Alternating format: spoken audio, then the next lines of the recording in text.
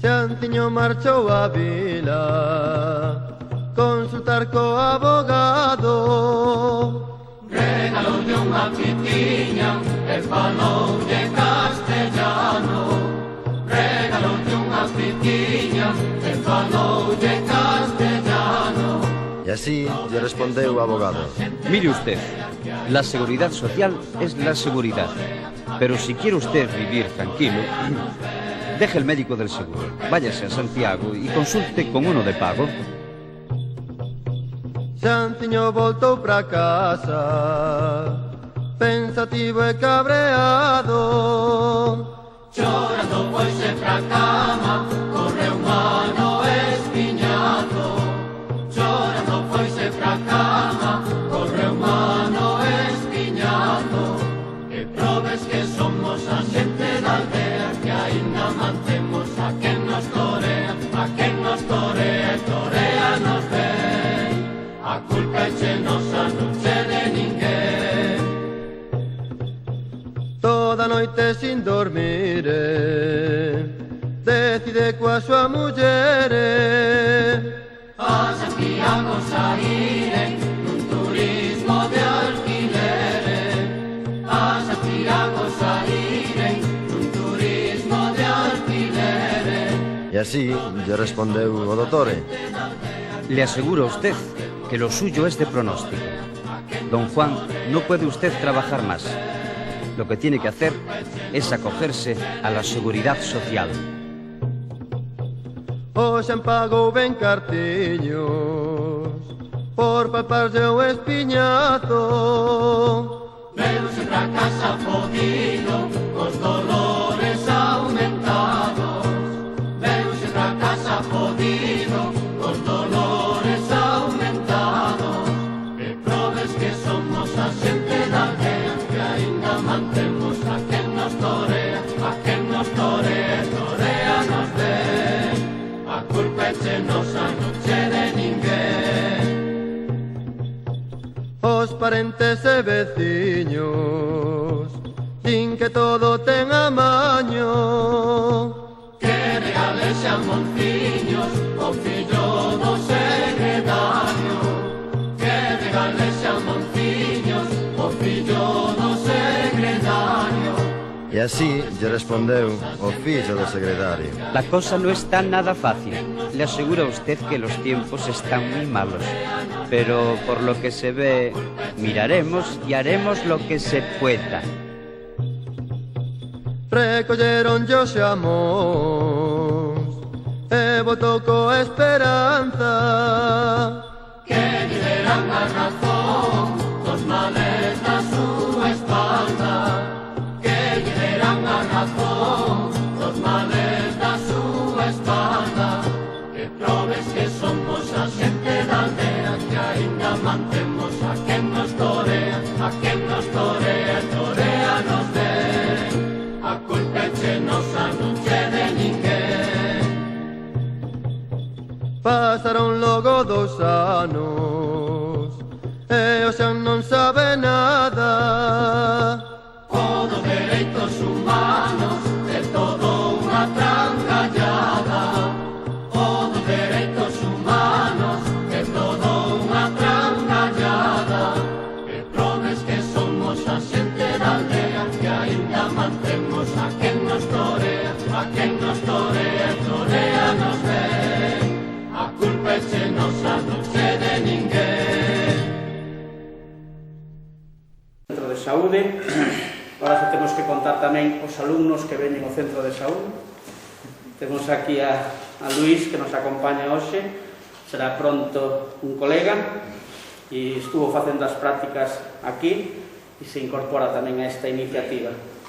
A Sociedade Galega de Xerontoloxía e Seriatría, a USC, como falamos, a Disbismur, como sabedes, a Asociación de Discapacitados da Bisbarra de Muros, a Asociación Cultural Terra de Outes e a Xerencia de Xestión Integrada de Santiago, que nos dá o visto bo para poder realizalas.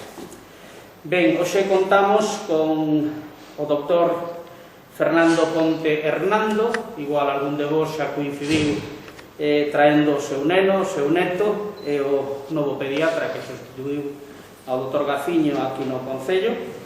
e se nos vai a quedar por moitos anos, os que lle queden para a xubilación, e polo que me consta está moi contento aquí en Outes, el ven de Ribeira, e aparte de ser doutor, aparte de ser pediatra aquí en Outes, aparte de ser profesor da USC en Historia da Ciencia, pois agora é tamén académico da Real Academia de Medicina e Cirurxía, non? O nome, pois acaban de nombralo académico hai unha semana, o cual é outro título que engorda o seu prolixo currículum.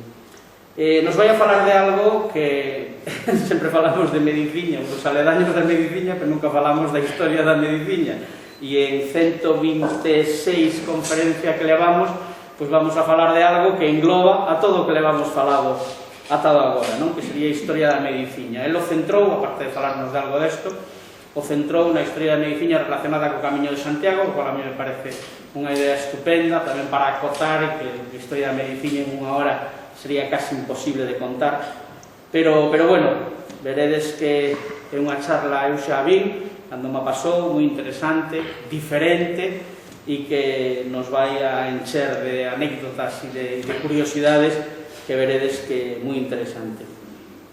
Nos quedarían a charla de Sole, que temos tamén por aí, envellecemento saudable, e nos quedaría a charla de Jorge Mira para rematar este ciclo. Como sempre, agradecer aquí a Vicente que nos conecte a internet e que nos colgue xa na nube antes de que cheguemos a casa. E, bueno, agradecer a Fernando que se prestara a esta aventura, que nos acompañara. Somos a 16 xornada de Outes e a primeira da OSC. Que sexamos a primeira da OSC grazas ao Dr. Conte, porque el foi o que moveu os fíos para que nos podan englobar en esa mastodóntica institución que é a USC e o cuarto ciclo, e aí estamos incorporados xa. Sin máis, agradecer ao Dr. Ponte de novo, a xente que dixen e, por suposto, a todas e a todos. Empezamos. Muchas gracias. Buenas tardes a todos. Aunque la generosidad del Doctor Dios en cuestión de tiempo va más allá de la que es habitual en estos tiempos en los entornos académicos, siempre que se trata de este asunto me acuerdo de una anécdota del doctor Vallejo Nájera, que ustedes recordarán, estos pequeños jovenzuelos, ¿no? Aquel doctor psiquiatra tan agradable que salía en las tertulias de la televisión, y que un día le riñeron, después de una conferencia, le riñó un asistente porque había durado poco, con el ánimo de decir, es que el público aguantaba más. Y decía, el hombre este decía, el público aguantaba más, como si esto fuera una corrida de toros y yo fuera el picador. Y por tanto, no se trata de aguantar más o menos, sino de entrar hoy en día en un tiempo razonable, ¿no? Hoy en día en el mundo académico es un espanto porque solo te dejan 35 o 40 minutos para hablar de temas realmente largos, y bueno, pues agradezco al Doctor Dios la generosidad del tiempo que hoy nos concede, aunque no pienso abusar de ella al principio. Bien, el Camino de Santiago, perdón, vean ustedes, este es el Hospital Real, una foto antigua, preciosa que tenemos aquí. Realmente el fenómeno del Camino de Santiago, como todos ustedes saben, empieza con el descubrimiento del sepulcro del apóstol en torno al siglo IX, allá por el año 823. Enseguida, este hecho aislado pues va a coger una relevancia importante, porque empiezan a acudir a Santiago pues personalidades de todo tipo, la más destacada posiblemente Alfonso II el Casto, rey de Asturias, que peregrina rápidamente a ver aquello e inicia un fenómeno que va a llegar hasta nuestros días. Aquí tenemos, está la luz, aquí tenemos esta estatua que donó el Ayuntamiento de Oviedo a Santiago con motivo del Año Santo del año 65. Con el motivo de que, claro, este tiene luz. Sí, a lo medio, o botón a medio. Bien, ustedes, el camino clásico, aunque hay el camino del norte, el camino inglés, el camino portugués, en fin, el camino clásico más puramente considerado el camino francés, que saben ustedes que empieza en San Juan de Pie del Puerto y tiene 923 kilómetros según las estimaciones actuales hasta Compostela.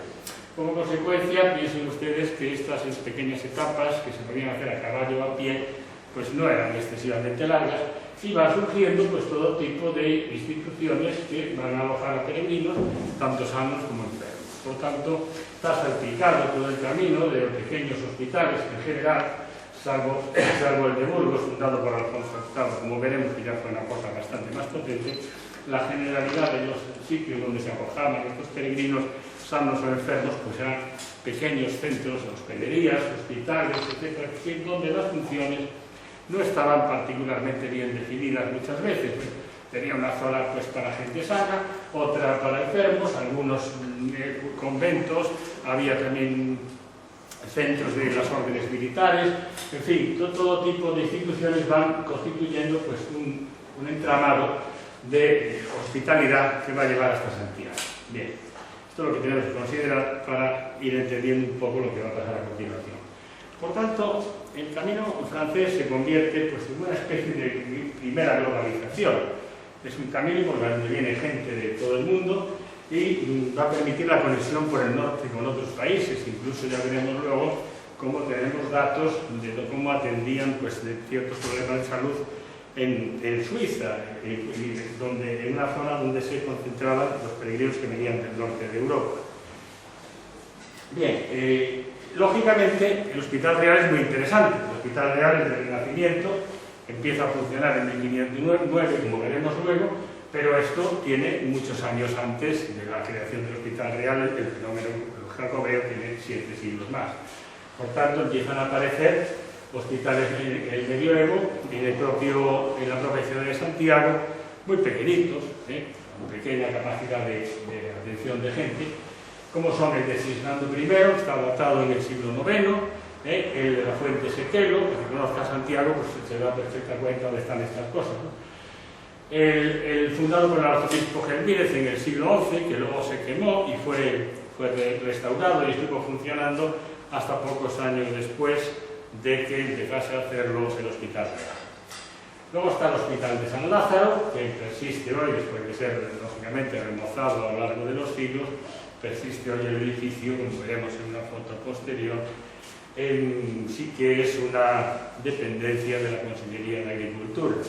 Y luego había otro montón de pequeños hospitalitos, como el de San Lázaro, lógicamente, que como su nombre indica, pues estaba dedicado a los leprosos varones, el de Santa Marta, a leprosos, a las mujeres, el de Jerusalén, el de San Payo, donde están las monjas, el de Salomé, la Reina, Santa Cristina, San Andrés, San Juan, es decir, un sinnúmero de pequeñísimos hospitales que eran claramente insuficientes para atender todas las necesidades que se fueron generando a lo largo de los siglos con la presencia de multitud de peregrinos en Santiago. Una curiosidad, por ejemplo, el Hospital de Gelmírez, que se quemó, como digo, y se restauró y funcionó hasta el siglo XVI, es que conservamos la portada del Hospital de Gelmírez. Este edificio, que a lo mejor en dibujo no se reconoce tan bien, pues es el rectorado de la universidad.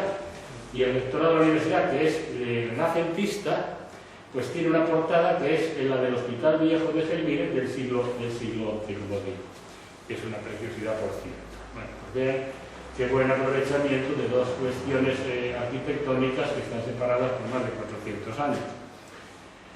Bien, ¿cómo se financiaban este tipo de cosas? Porque claro, al mover masas de gente de un lado al otro, pues había pobres, había gente con necesidades, había gente que estaba bien previamente, pero luego había que asistirlos porque enfermaban, en fin, toda una serie de cuestiones realmente curiosas, ¿no? Y que no se solucionan solo con la buena voluntad y con la caridad. En un primer momento, luego veremos lo del voto de Granada, que fue otra cosa más potente, existe lo que se llamó el voto de Santiago de Ramiro I o privilegio de millas, que era un voto voluntario que ofrecían los creyentes o los que venían a pedir al apóstol la salud, las buenas cosechas o el perdón de los pecados, y que hacían aportaciones pues, en forma, como vemos, incluso en los monasterios de hoy, como pues, figuras de cera, aportaciones de grano. Hoy, por ejemplo, vamos a los milagros de Amil y vemos allí pues esbotos de cera. Bueno, pues esto es exactamente igual. O cesión de ropa, de alimentos, contribuían un poco pues de la misma manera que se ejerce hoy la beneficencia, como vemos pues los bancos de alimentos y este tipo de cuestiones. Pero este voto de Santiago de Ramiro I no era obligatorio, sino que era una promesa, era una oferta voluntaria de los creyentes, que se fue empleando el privilegio, se llamaba privilegio de millas, porque empezó en un radio de 3 millas en torno a Santiago, y se fue ampliando a medida que se reconquistaban territorios a los musulmanes. El conjunto de este voto tenía un objetivo que era el sostenimiento de toda estructura religiosa y asistencial y la construcción de la primitiva catedral románica de Santiago en torno a la tumba del apóstol. Bien, vamos a ver. En el aspecto de la peregrinación a la medicina, vamos a tener en cuenta una serie de epígrafes que creo que merece la pena detenerse en ellos a lo largo de esta charla. El primero es aquellos personajes que acuden a Santiago a pedir ayuda para curarse. El santo, no hoy quizás, pero sí en aquel momento, la peregrinación a Santiago tenía una característica, dos características fundamentales, podemos decir. La redención, para aquellos que habían pecado y ofrecían, o se les aplicaba una penitencia que les obligaba a peregrinar a Santiago, y la recuperación de la salud, un poco lo que hoy todavía sigue con Lourdes, etc., pues se pasaba de Santiago porque la fama de curador del apóstol creció desde los primeros tiempos. Un segundo fenómeno que tenemos en cuenta es el de aquellas personas que, haciendo el camino, se contagiaban. Lógicamente, grandes masas de población moviéndose, albergándose en sitios insalubres, bueno, pues había contagios en las peregrinaciones. También había gente que empezaba a peregrinar estando sano o levemente enfermo y se agravaba o enfermaba por el camino. Un capítulo aparte es el que llamó el doctor Baltar la traumatología de las peregrinaciones, que es una cosa que luego comentaremos. Los golpes, las agresiones, los ataques de fieras, de bandidos, las heridas por reyertas, todo tipo de cuestiones traumatológicas, ¿no? También el valor del camino, piensen que en el camino circulaba todo tipo de gente, ¿no? Por lo tanto, el camino también sirve como sitio medio de difusión e intercambio de conocimientos médicos. También vienen los médicos, herboristas, boticarios, marcineros, farmacéuticos, vienen todo tipo de personas y este bagaje, este intercambio de conocimientos entre personas de distinta formación y de diferentes países, pues va a dar lugar pues, a un enriquecimiento del conocimiento general de los médicos, en particular de los de Santiago, que van conformando una cierta escuela que comentaremos. Y luego la función médica de los hospitales de peregrinos. Esto, la raíz semántica hospes, que tanto puede hablarse, de ahí deriva hospedería, hospital, etc., da lugar a confusiones. Veremos que en el caso concreto del Hospital Real no hay confusión posible por motivos que demostraremos a continuación. Por tanto, voy a ver estos epígrafes progresivamente. Un primer grupo, como decíamos, de aquellos peregrinos que vienen a pedir la ayuda de Santiago. Dice la oración a Santiago Apóstol que por su intercesión nuestro Señor nos conceda su santo amor. Es decir, en el último tercio del siglo IX acontece el fenómeno jacobeo, pero ya en el siglo X, siglo XI, esto se convierte en un fenómeno de discusión mundial que va trayendo gente. La petición de salud, como digo, es uno de los principales motivos de la peregrinación a Santiago, y hasta tal punto que esto está ya recogido documentalmente, por ejemplo, en la crónica de Turquín del siglo XII, se dice que el apóstol cura más que los médicos más ilustres. Y en el Liber Sancti Jacobi, que son aquellas copias del Códice Calistino, dice que el santo devuelve la vista a los ciegos, el paso a los cojos, pásmese, el oído a los sordos, el habla, hasta resucita muertos y cura toda clase de enfermedades para gloria y alabanza de Cristo. Bien, la lista de curaciones es interminable absolutamente, desde la lepra hasta la manía. La manía es un término que coloquialmente es confuso y en medicina se refiere a aquellas personas que tienen el ánimo alterado. En la conversación normal podemos confundir manía con delirio, manía con obsesión y con una serie de cuestiones porque es una palabra muy polisémica. En medicina significa la persona que tiene el ánimo alterado por encima de lo normal, ¿no? Cura paralíticos, cura la gota, cura enfermedades del riñón, en fin, es un santo, es un internista completísimo. Y otros de los peregrinos, también había un tipo de peregrinos que acudía por delegación de personas que por los motivos que fueran no podían acudir a Santiago.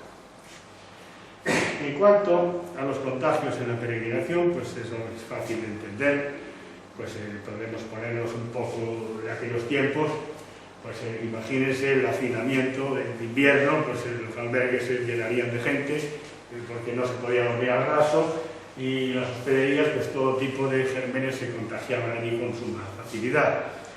En la promiscuidad, los hospitales, luego empezaron a aparecer hospitales propios para infecciosos, que excluían a los enfermos comunes y que además exigían severas medidas higiénicas, porque claro, el contagio evidentemente no estaba determinado microbiológicamente, pero no eran tontos, veían que había enfermedades que las portaba uno y otras que se difundían con facilidad. La existencia de contagio es evidente, aunque ellos pudiesen no tener bases científicas para entenderlo, como es natural. Pero sí que estas medidas que se ponían en marcha en los hospitales de infecciosos pues eran bastante severas en cuanto a higiene, corte de pelo, desparasitación, etcétera, cambio de ropas, etcétera, etcétera. Bien.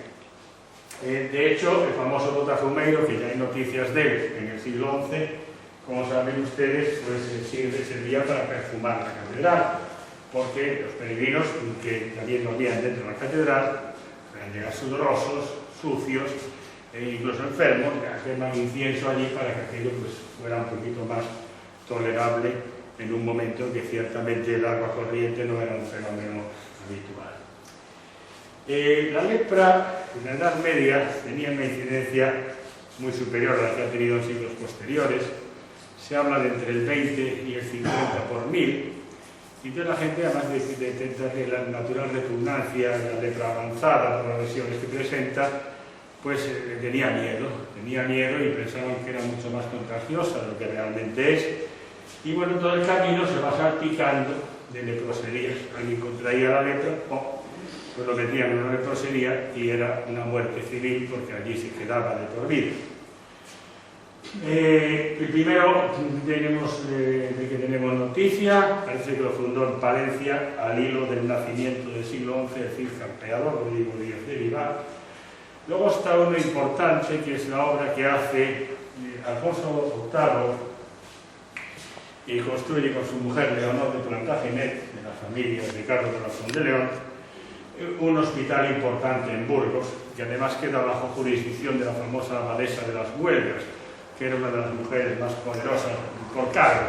No me refiero a que fuera una mujer concreto, porque la abadía de las Huelgas no duró muchos siglos, sino que el cargo era de un poderío tremendo, temporal y espiritual, a tal punto que lógicamente a ella no le dejaban decir misa ni otras cosas, pero sí que daba licencias a los sacerdotes para ejercer en su área de influencia. Era prácticamente como un obispo. La abadesa de las Huelgas, un caso muy particular, pues era la que tenía entre sus funciones el gobierno de estos hospitales que organizan Alfonso VIII y su esposa Leonor de Plantagenet.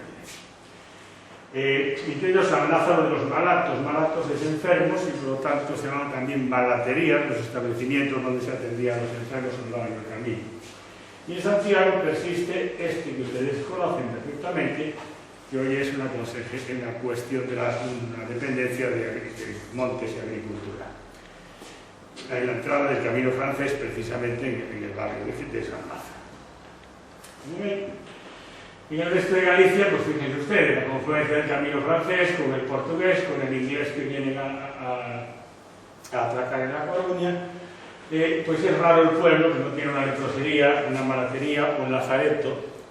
Hay una gran frecuencia de esta enfermedad de la lepra y hay un concepto de contagio un tanto erróneo, como digo, y se producen, aquí hemos puesto muchos, quizá no tantos, porque la lepra la tenían muy dominada los médicos de la época, pero sin embargo sí cometen errores diagnósticos, la confunden con la pelagra, que es una enfermedad carencial por falta de una vitamina D, que descubre al principio en el siglo XVIII Gaspar Casal, un médico asturiano muy amigo de nuestro padre Feijó, que le llamaban a la pelagra por las alteraciones cutáneas que tiene la lepra asturiensis. De hecho hay un trabajo del profesor García Guerra, catedrático de Historia de Medicina en Santiago, que murió, pues sobre la lepra asturiensis muy interesantes.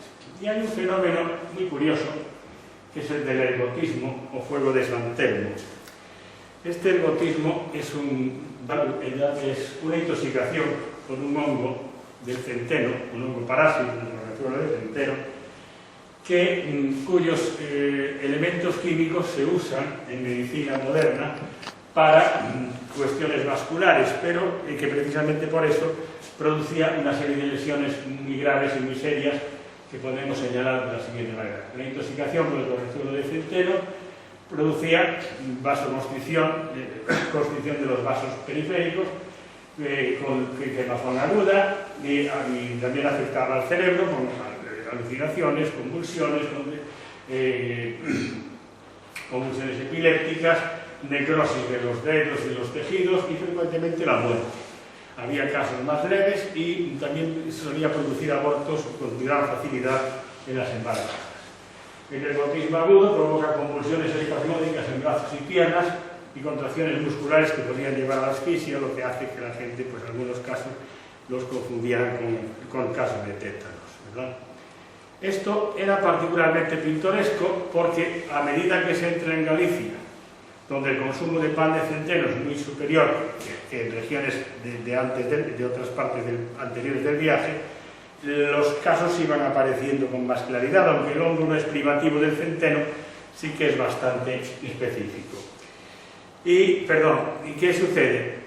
Pues incluso ha habido brotes de ergotismo en la edad contemporánea, uno en Francia en 1951, que llamaron el mal del pan, y que presentaban gangrenas, hormigueos en las extremidades, contracciones tetánicas y trastornos del desarrollo de las extremidades, con algún parecido con la lepra. En pleno año 51, fíjense ustedes, en términos históricos, como ayer, pues esto creó en Francia una psicosis bastante importante durante unas cuantas semanas. Bien, este es el hongo famoso, este negro de aquí, y aquí tenemos pues láminas antiguas del siglo XVI y XVIII y XIX, sobre el corrector de centeno. Vale. Esto da lugar, como digo, a los casos leves que sobrevivieron.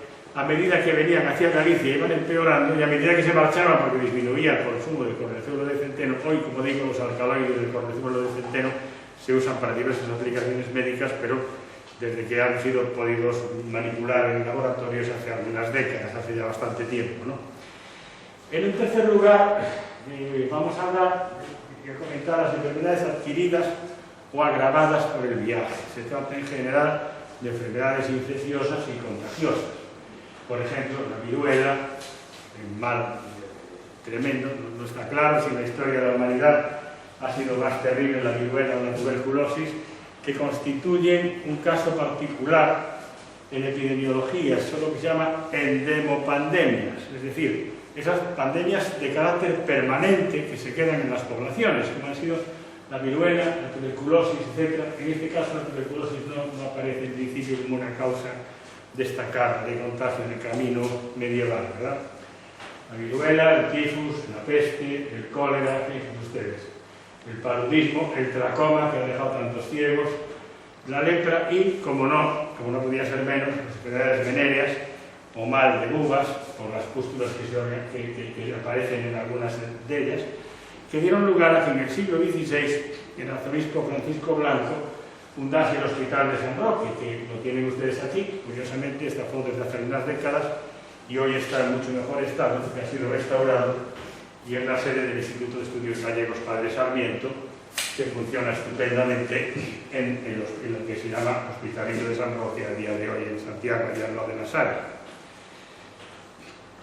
Bien, en cuanto a la traumatología de las peregrinaciones, pues hay no excesivas referencias, pero sí que es fácil de entender que pudiera haber tropiezos, caídas, fracturas, caídas de caballo, esguinces, ataques de alimañas, encuentros con bandidos, heridas de arma blanca, en fin, este tipo de cosas. Hasta ahí están documentadas reyertas entre los propios peregrinos por la preeminencia en la guardia del altar, o sea que llegan hasta la catedral y resulta que se dedican a montar allí una reyerta por quitarse la guardia de la catedral.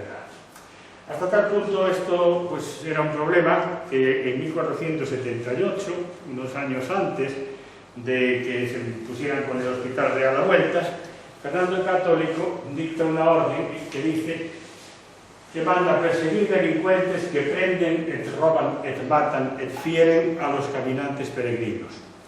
Hasta tal punto que hay un anónimo inglés del siglo XVI que dice que prefiere viajar 5 veces a Roma que una a Santiago de Compostela.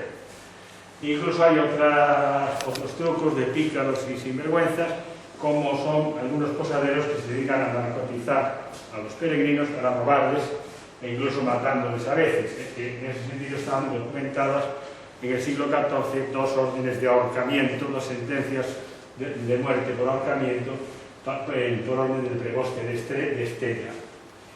En fin, que aquí hay de todo como ven. En cuanto a esto de la dramatología de las peregrinaciones, un hecho muy curioso es este del paso honroso. El paso honroso es, pues nada, un caballero que se llamaba Don Suero de Quiñones, señor de Navia, que en el hospital de Órbigo, que era un paso primordial, un punto fundamental, con un puente sobre el río Órbigo, donde recordarán que hubo hace unos años un terrible accidente y cayó un autobús entero de niños de Vigo al río, pues allí se planta este buen señor, pues en pleno arrebato quijotesco, que ni eso se puede decir que fuera, porque el Quijote es posterior a este hecho.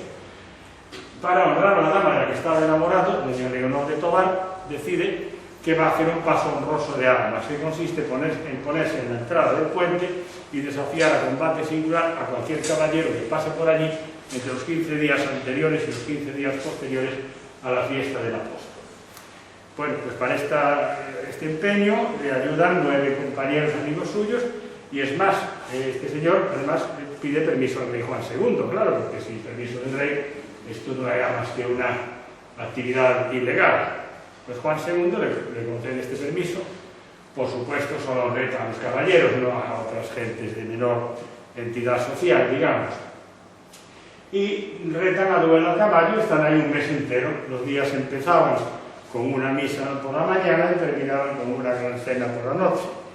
Hasta tal punto que esto lo recoge un notario, el notario del momento en este sitio que está tomando nota de toda esta operación durante el mes entero, hace una recogida en este libro que luego va a compilar un franciscano San Juan de Pineda en el siglo XVIII. Como verán, además el torneo tiene una cosa curiosa, que a pesar de que son como, creo que fueron casi 200 encuentros, si no recuerdo mal.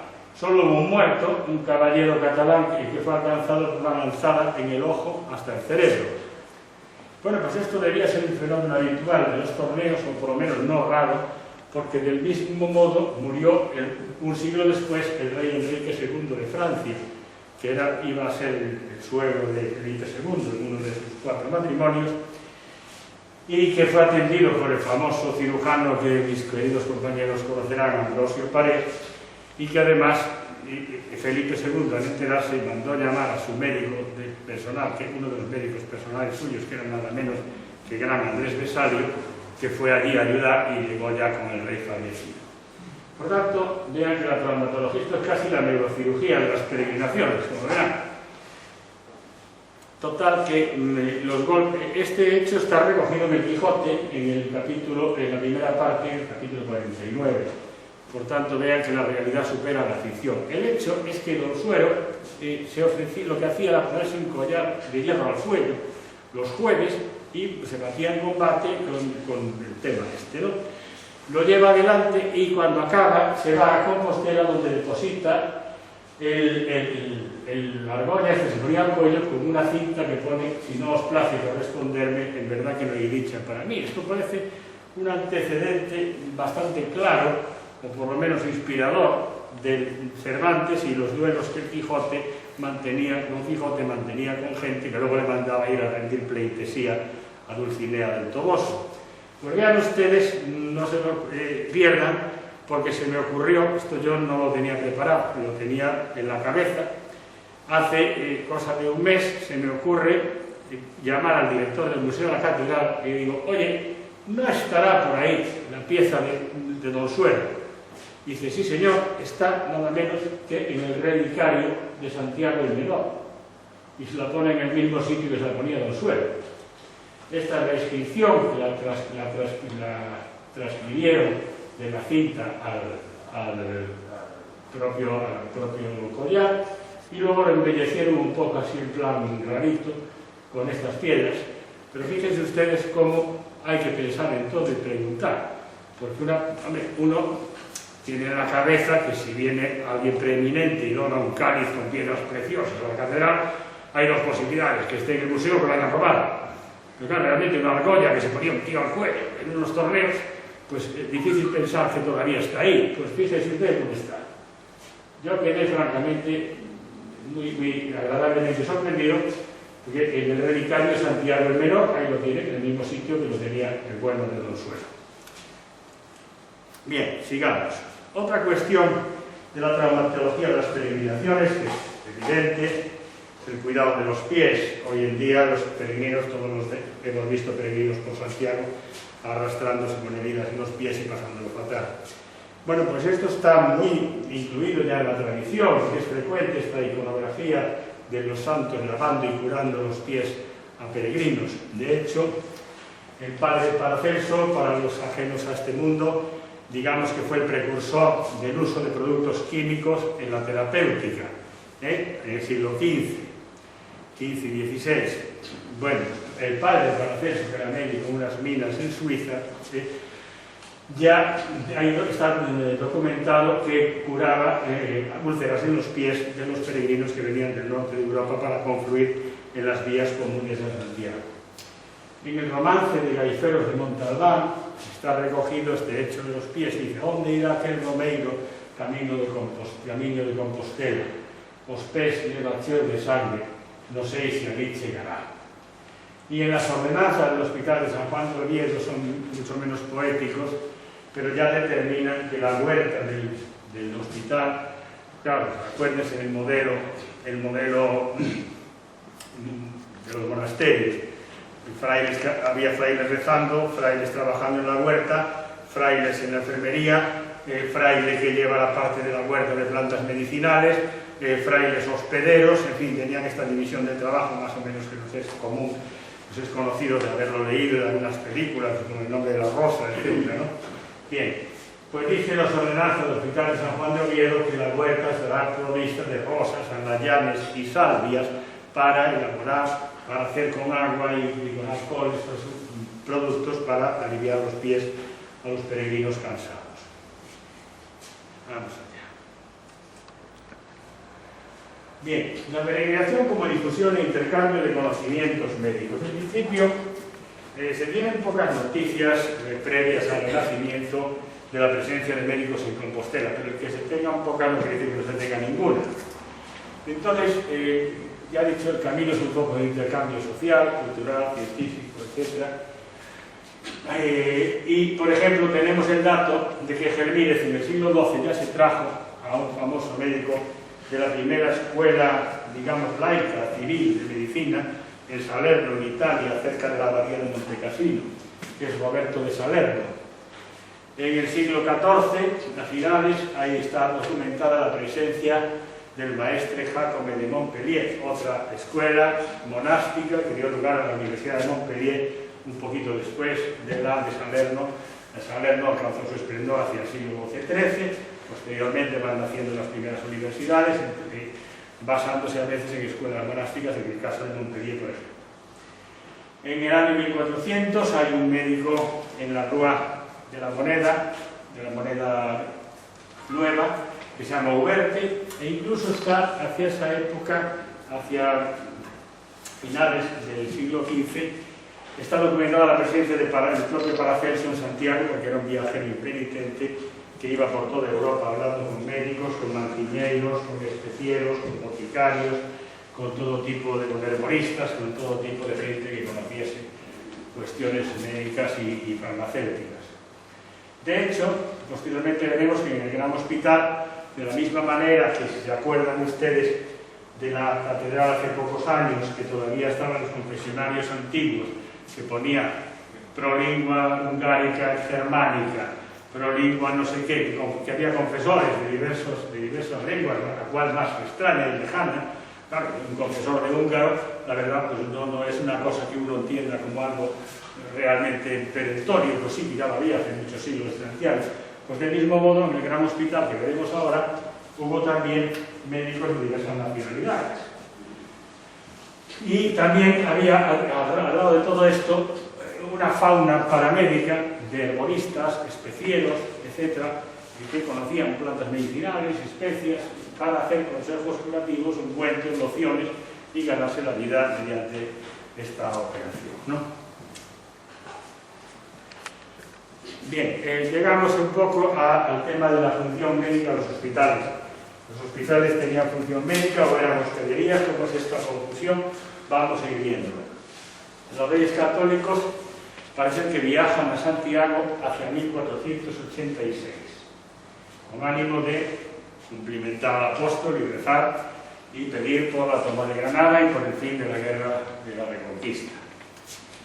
Y se encuentran que en Santiago, pues todos estos pequeñitos hospitales de los que hemos hablado, hospitales, hospederías, enfermerías, como quieran ustedes llamarlos, pues no son suficientes, que las calles están llenas de gente lesionada, heridas, enfermas, pobres, y cuando por fin acaba la Reconquista en 1492, hay que hacer una cosa, es decir, un inciso.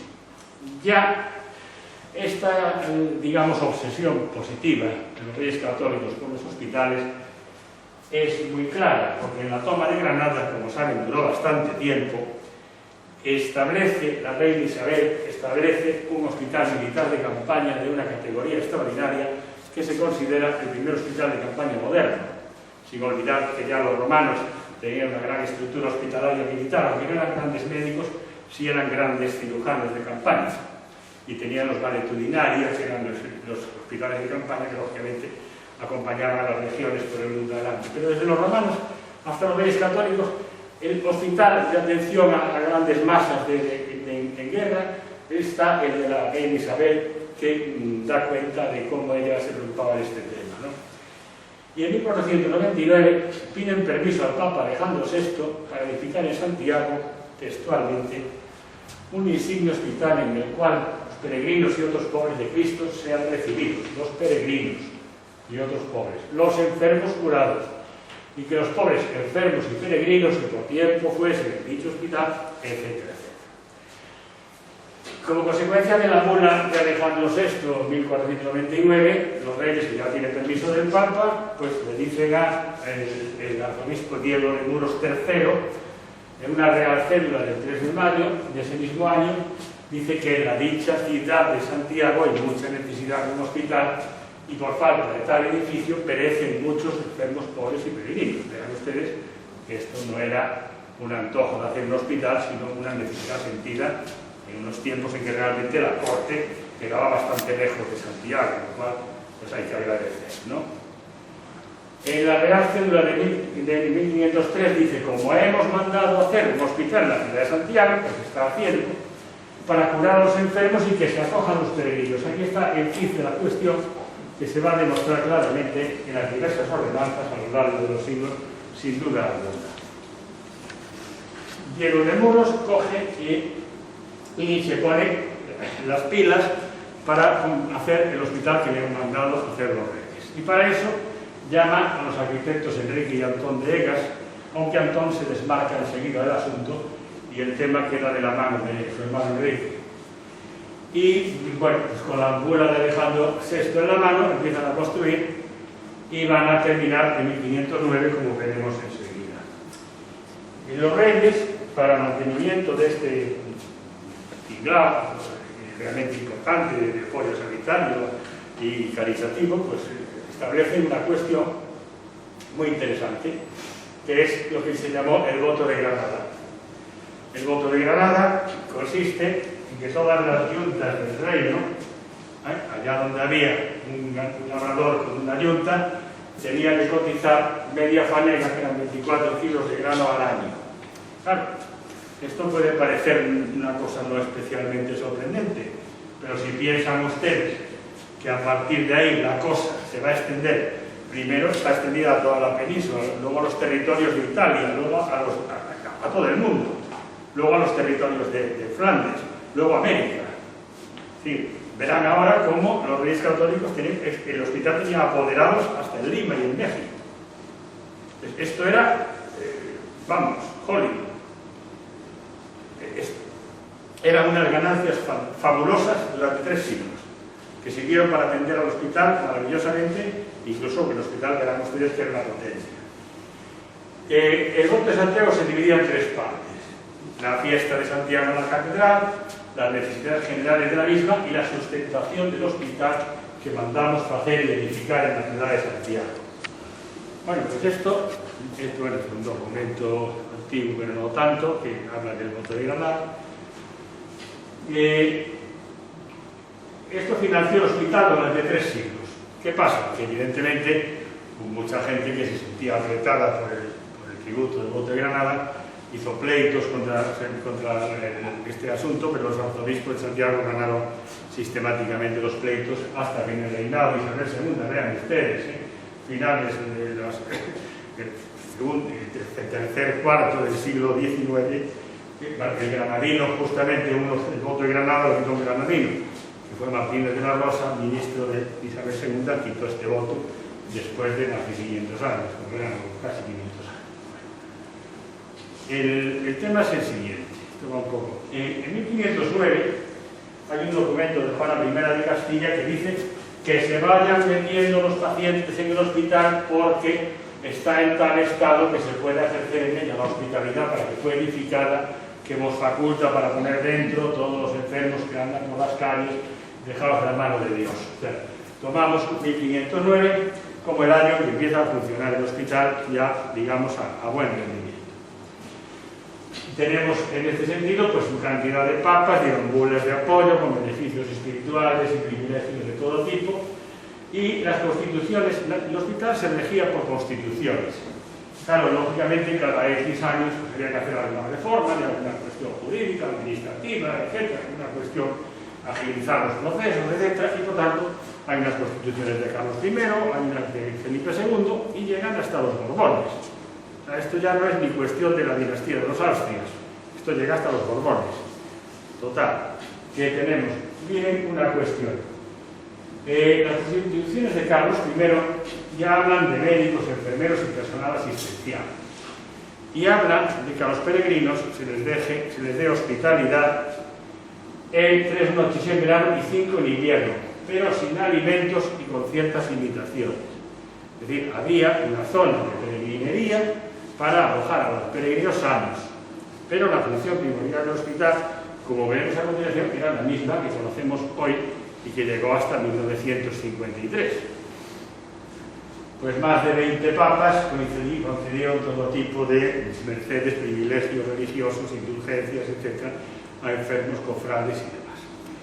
Una cosa muy curiosa del hospital era lo que se llamaba la jurisdicción exenta, la que habrán oído hablar algo a lo mejor, y lo vamos a concretar hoy. La jurisdicción exenta era espiritual y material, espiritual y temporal.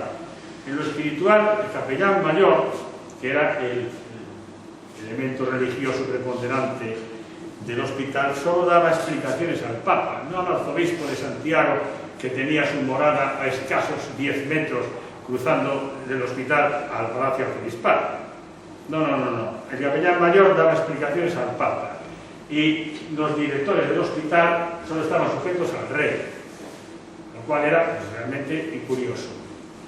Hasta tal punto que el arzobispo Alonso III de Fonseca, en 1511, se quiso entrometer en asuntos del hospital y fue severamente reprendido por el rey y el Papa le dio la razón al hospital.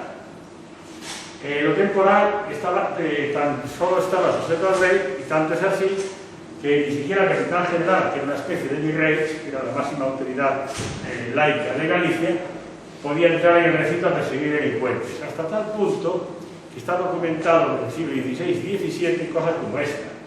El alcalde mayor, por pretender perturbar al Hospital Real y sus excepciones y privilegios, sea desterrado con costas, el alcalde mayor de Santiago. Y en 1613 el alcalde don Rodrigo de Romay, por entrar con vara en el gran hospital, por entrar con un elemento de mando en la casa del rey, fue sometido a prisión y embargo de multa, prisión y embargo de bienes. O sea, aquí no andaban con risas, ¿eh? Vean. O sea, si esto es una peculiaridad realmente notable esto va a regular, ¿no?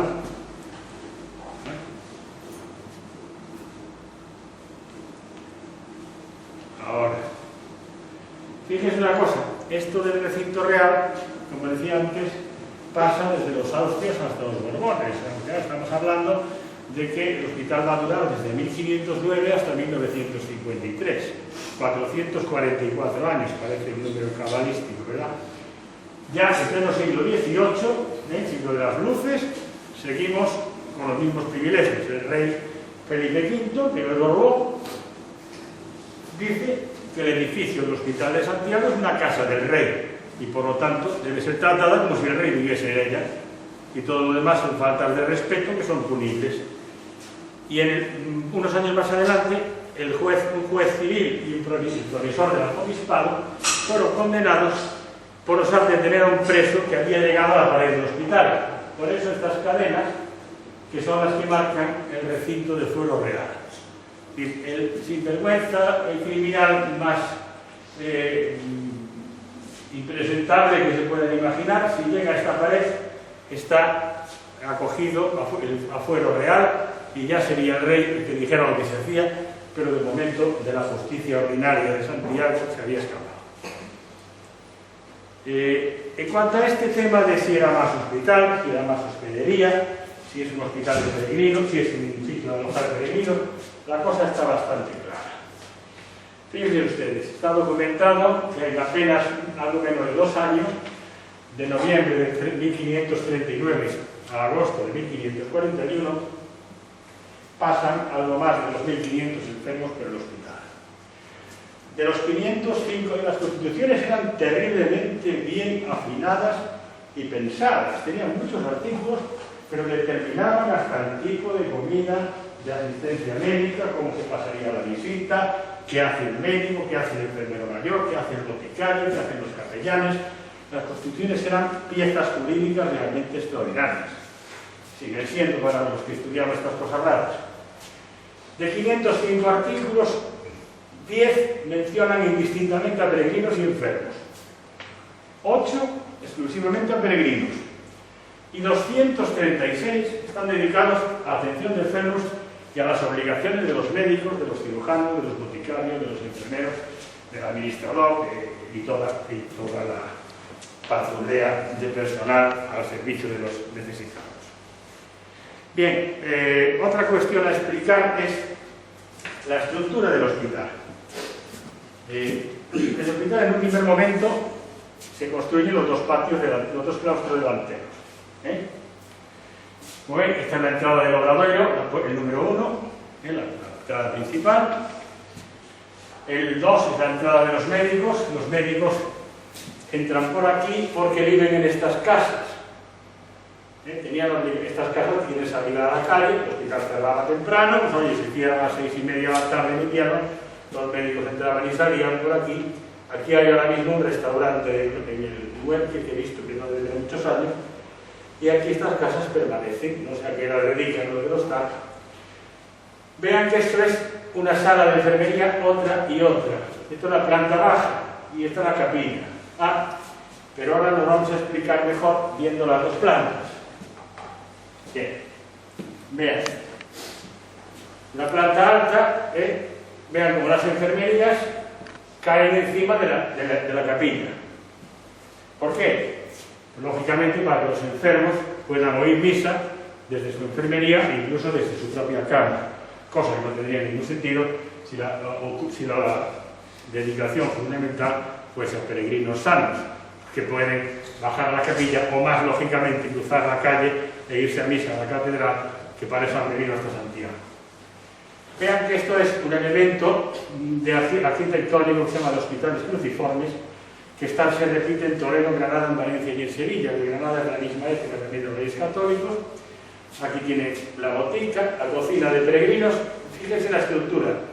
Los peregrinos se les reciben como si dijéramos en el vestíbulo del hospital. Esto es un alojamiento de peregrinos y esto es otro, las peregrinerías. El refectorio, el comedor de peregrinos, la cocina de peregrinos. A los peregrinos prácticamente de ahí no pasan. Mientras que el resto son enfermerías, barbería, botica, la capilla, cocina mayor, la inclusa.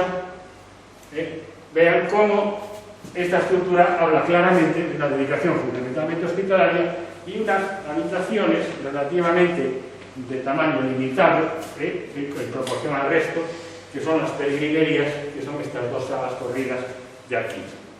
Que aquí está ahora el restaurante en Sierre, que tiene entrada desde la calle. Bueno, pues estos dos claustros posteriores, fíjense cómo sería lo del voto de Granada, que estos dos claustros posteriores que completan la estructura son del siglo XVIII y se construyen con fondos propios del hospital. O sea, el hospital no necesita pedirle nada a nadie para duplicarse de tamaño. Gracias al voto de Granada. Esta es la estructura actual y aquí atrás está la Facultad de Medicina, que tiene menos pilas que mi abuela. No te digo.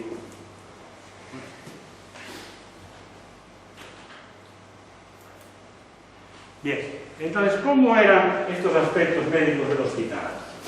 De entrada, eran bastante novedosos. Por ejemplo, los médicos tenían dedicación exclusiva. Oiga, eso es algo a lo que se ha llegado en España muy recientemente. Dedicación plena. Cobraban 3.427 reales al año. Esto en las ordenanzas de 1554. Háganse una idea de lo que suponía este sueldo, cuando el salario medio, no el mínimo interprofesional. La renta media en España eran 485 reales y un médico cobraba al año 3.427 reales. No sé si podremos viajar en el tiempo los colegas para vivir más holgadamente. Pero además tenía derecho a 2 libras de pan al día, carne, vino, vivienda, etc. El médico cobraba 7 veces el salario medio de la época. Las constituciones recogían que se debería atender, no solo era para pobres, la opción preferencial de los pobres de la iglesia es muy vieja, pero las constituciones recogían que se atendería a todo tipo de personas de ambos sexos y personas de honra también, hasta tal punto que Felipe II estuvo entre 3 y 5 días en el hospital en 1554. En esa zona de viviendas que les he dicho, en 1520 había obligación de vivienda para 2 médicos y un cirujano al menos. Pero en 1804, casi 300 años después, sigue la obligación de vivir en las casas. Y fíjense qué proyección en el tiempo tuvo este espíritu asistencial tan intenso, ¿no? Y tan implicado en el enfermo. Es decir, los médicos viven aquí. Se les paga bien, pero tienen su casa aquí pegada. Se les llama prácticamente en cualquier momento. En fin, una cuestión muy a tener en cuenta y que además duró 3 siglos y pico. 4 siglos. La visita médica debía ser, esto en las ordenanzas del siglo XVI, debía ser de al menos 1 hora. Y los médicos no podían ocuparse de otras cuestiones, ni en la universidad, ni en ser concejales, ni en otros cuerpos o comunidades de la ciudad, no, eran médicos del hospital y se acabó. Incluso únicamente a principios del siglo XX se le autorizó a algunos a tener consulta privada en el hospital. Las normas de actuación médica con carácter general, porque verán que estas son de las constituciones del siglo XVI y sin embargo 3 siglos después estamos en una situación muy parecida. El médico pasa la visita con el boticario que lleva el libro de medicación, con el enfermero mayor que lleva una especie de pizarrilla donde va anotando las dietas que prescribe el médico. Y enfermo por enfermo hay que pararse, el médico revisa las anotaciones de ambos y firman cada uno de ellos. Comprueba las heces, la orina, etcétera, lo que tuvieran del enfermo para valorar, hace la exploración física y además con ellos van en la visita acompañados toda este grupo de gente por varios capellanes extranjeros por si hubiera que ser de intérpretes o atender espiritualmente a algún enfermo y el administrador o mayordomo, o sea que la visita era un hecho diario, serio, largo, concienzudo y por mucha gente. Bien, bueno, resumiendo, la visita debe ser de 3 veces al día en el siglo XVI.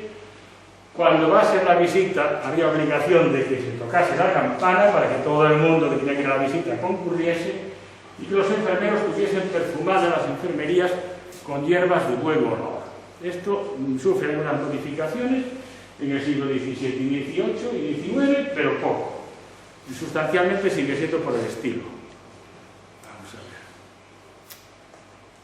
ver. Bueno, mira, ¿por dónde? Estamos acabando ya. Fíjense cómo 300 años después, en las últimas, que ya este año de 1804 ya coincide con el año de inicio de la decadencia del hospital, seguía habiendo que visitar a los enfermos todos los días, mañana y tarde, y a estas visitas debían asistir los dos médicos, los dos cirujanos titulares, los dos médicos velantes, o sea, que velaban, que estaban por la noche despiertos, los dos médicos de guardia, el enfermero mayor, el practicante mayor, el veedor y los dos capellanes que estuvieran de guardia en las enfermerías. 300 años después seguimos pues, con una estructura muy parecida, ¿verdad? Bien, ¿cómo empieza a decaer esto del hospital? Bueno, antes me olvidé decir que con el voto de Granada, aparte de hacerse los dos patios de atrás del hospital en el siglo XVIII, se le subvencionó a la corona con varios millones de maravedíes para los gastos de guerra y al cabildo de la catedral y una serie de gente. O sea, realmente el hospital es una potencia económica absoluta. Carlos IV, en 1804, decreta el cese de la jurisdicción exenta y ya no dependen del rey y del papa, sino que pasan al arzobispo y a la justicia ordinaria. En 1820 se firma un decreto de desvinculación por las Cortes. En 1821 la ley de beneficencia integra los fondos de las fundaciones y las obras pías en una única clase y el hospital se convierte en nacional, deja de ser el hospital real a ser un hospital nacional. En 1834 se decreta una venta de bienes propios por la reina gobernadora, la viuda de Fernando VII, esta regente. En 1836, la desamortización de Mendizábal y años posteriores, el hospital va a pasar de nacional a regional a cargo de las 4 diputaciones que están implicadas en el asunto como consecuencia del desarrollo de las diversas leyes de beneficencia que les van atribuyendo funciones en este sentido. En el año 1878, visto que las diputaciones no estaban muy por la labor, en particular las de Lugo y Orense, la de La Coruña no toma su cargo con la condición de que las otras paguen su deuda, el Estado sostenga las clínicas y se les entreguen los bienes restantes, una serie de documentos, de alquileres, de rentas y de fondos que persistían del hospital. Y esto se lleva a cabo hacia 1879-80. Bueno, la última intervención del rey, y no es que tenga realmente relación con esto, sino que fue una gestión personal de Gil Casares, como hemos publicado ya hace algunos años, es que en 1903 el rey Alfonso XIII, de 17 años de edad, paga de sí, y con un solo año de rey efectivo a cuestas, porque saben que no fue rey efectivo hasta los 16 años, paga de su bolsillo un aparato Siemens de rayos que Gil Casares le lloriquea en un congreso y consigue convencerlo de que se lo compre. Bien, ya para ir terminando, decir que son unos años difíciles, los de finales del 19 hasta 1953, porque coexisten bajo el mismo techo dos filosofías existenciales, la del hospital de la Diputación, con su vieja tradición real, y la del clínico universitario, en las salas cedidas a la universidad para los alumnos, para que hagan las prácticas. Siempre tiene más salas la Diputación que la universidad, la universidad pretende hacerse con el poder completo, no lo consigue, y hay varias décadas de tiras y aflojas en este sentido que son bastante poco edificantes. También hay problemas con los alumnos porque hay diversas dificultades para la realización de algunas prácticas, como son, por ejemplo, había una práctica obligatoria de atender 30 partos que resultaba sumamente difícil de cumplir. Y sí que en estos tiempos pues circulan por el hospital, tanto bajo la bandera de la Diputación como la de la universidad, diversas figuras eminentes de nuestro pasado reciente, unas más de ámbito gallego y otras que tanto gallegas como no gallegas que fueron de paso o que acabaron en Madrid, que era el culmen de acabar en catedrático en Madrid, como es el caso pues, de Roberto Novoa Santos o de Valera Radio, que siendo de aquí llegaron hasta allá. Y hay importantes figuras de la historia de la medicina nacional, como son don Misael Bañuelos, don Eduardo García Real, don Mario Jimeno Cabañas, 8 veces ministro, nada menos, don Alfonso XIII, el fundador de la Junta de Ampliación de Estudios, el que posibilitó que toda una generación de médicos españoles se europeizase y fuese a especializarse por ahí adelante a Europa, Francia, Alemania, Estados Unidos, don Mario Jimeno Cabañas, conde de Jimeno, y que fue catedrático aquí brevemente, y más recientemente por don Arturo Fernández Cruz, el doctor Suárez Perdiguero, en fin, y muchos más. Estos son unos cuantos ejemplos de figuras de la medicina gallega y nacional, y ambas que desfilaron en estas circunstancias por nuestro hospital y nuestra universidad. Y esto, en principio, es todo lo que quería decirles. Por tanto, muchas gracias a todos y sus preguntas serán un placer.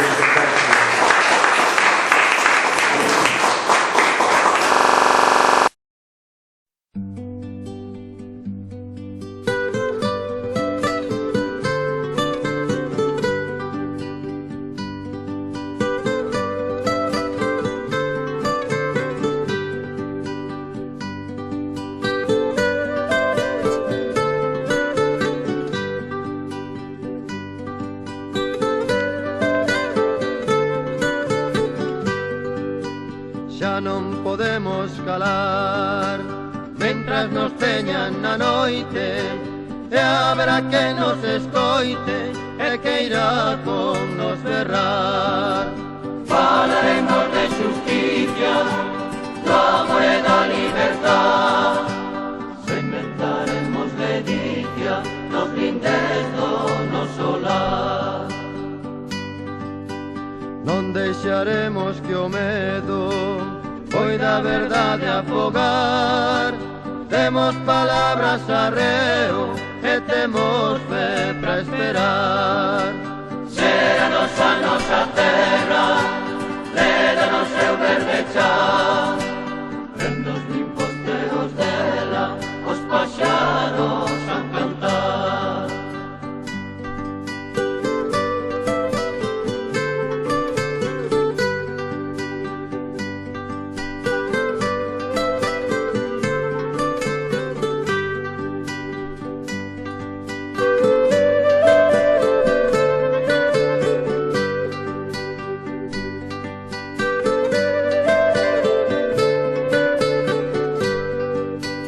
Baixarán polos penedos, claras augas cara o mar, e nos montes cara o ceo, novos arbres a medrar.